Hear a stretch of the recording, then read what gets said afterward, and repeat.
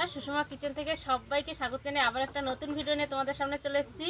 তা আজকে রয়েছে মাছ, আজকে বড় সাইজের এখানে 1.5 কিলো ওজনের একটা পাঙাশ মাছ রয়েছে। এই পাঙাশ মাছ দিয়ে আলু দিয়ে আর বাড়িতে যে বড়ি তৈরি করেছিলাম বড়ি দিয়ে ঝোল হবে। আর সাথে রয়েছে দেশি পুঁটি মাছ। গরমে টক খেতে খুবই ভালো লাগে, তা তেঁতুল দিয়ে পুঁটি মাছের টক হবে। তো সম্পূর্ণ ভিডিওটা দেখতে থাকো আর আমার সাথে থাকো। তা চলো মাছটা কেটে নিই। তো বন্ধুরা, মাছটা কেটে ধুয়ে নিয়ে এসেছি ভালোভাবে, আর পিসগুলো হয়েছে বড় বড়, আর মাছটা একদম হলুদ তেল হয়েছে খুব। এখন মাছটা গরম জল করে ধুয়ে ভেজে নেব। তো বন্ধুরা, এখানে আলুটা সিদ্ধ হয়ে গেছে, মাছগুলো দিয়ে দেবো। সব মাছটা দিইনি, কিছুটা দিয়েছি আর কিছুটা রেখে দিয়েছি।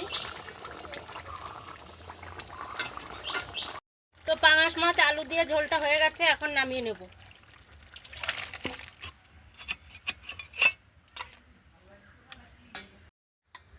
তো বন্ধুরা, রান্না দুটো আমার রেডি হয়ে গেছে। এখানে আলু দিয়ে বড়ি দিয়ে আর পাঙাশ মাছের ঝোল, আর এখানে পুঁটি মাছের টক।